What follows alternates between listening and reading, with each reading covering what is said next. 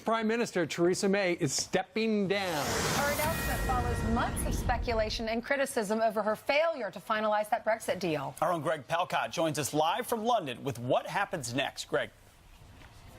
Hi, folks. Yeah, the top politician of one of our top foreign allies out, and that raising a whole bunch of questions for the UK. For the U.S. As you noted, British Prime Minister Theresa May announcing just a short time ago she will step down as leader of the Conservative Party in 2 weeks. When a new leader is found, that person will take over the Prime Minister job. Here is a bit of how she wrapped up this emotional speech this morning. Take a listen.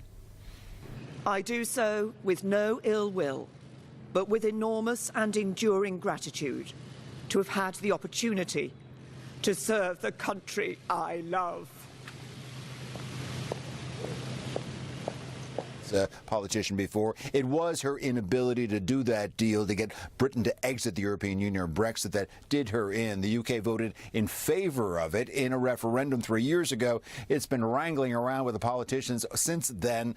May's own plan has been rejected 3 times by the House of Commons. So, yes, the big question, who will take over May's job? The colourful and what they call here a Brexiteer former London Mayor Boris Johnson, well, he is one of the top contenders, but a brutal nominating process should go well into the summer. And then the question, can a new prime minister deliver on Brexit? A lot of analysts here have their doubts. The country deeply divided, resistant to compromise. A new deadline to get that deal done, October 31st. May will still be prime minister, guys, for, albeit a lame duck one, for the state visit of President Trump to the UK early next month. But covering all of his bases. We also understand that President Trump will be having dinner with Boris Johnson, one of those top contenders, covering all bases and making sure the future is set. Back to you.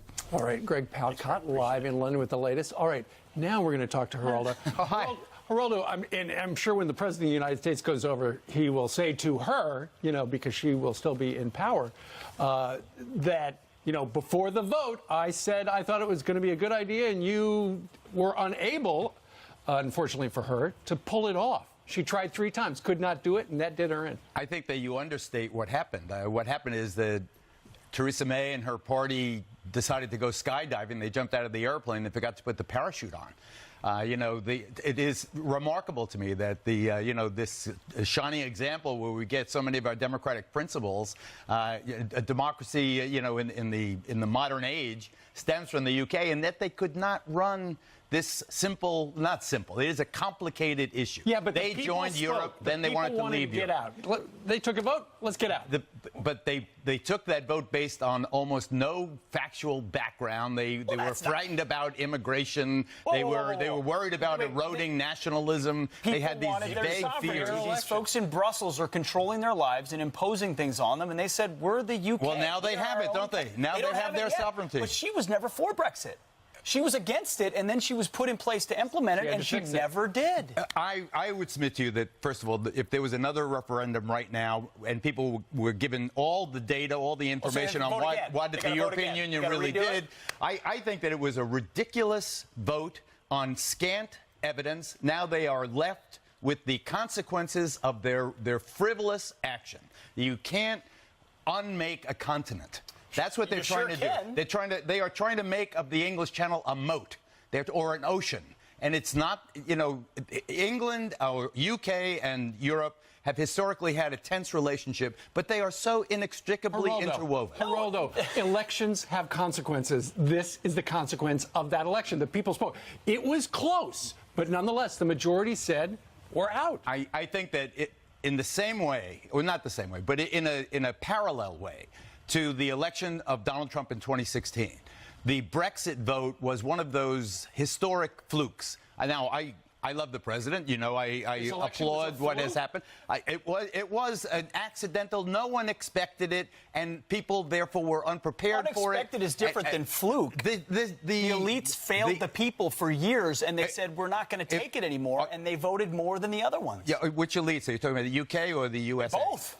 I think that in the case of President Trump, he won the unexpected victory But even in the run-up to the election, there was action in the previous administration, the Obama administration, to sabotage, I believe, the Trump campaign, then the Trump transition, and I think that we are now seeing the consequences of that. In the Brexit, I think that you're going to see a similar kind of autopsy.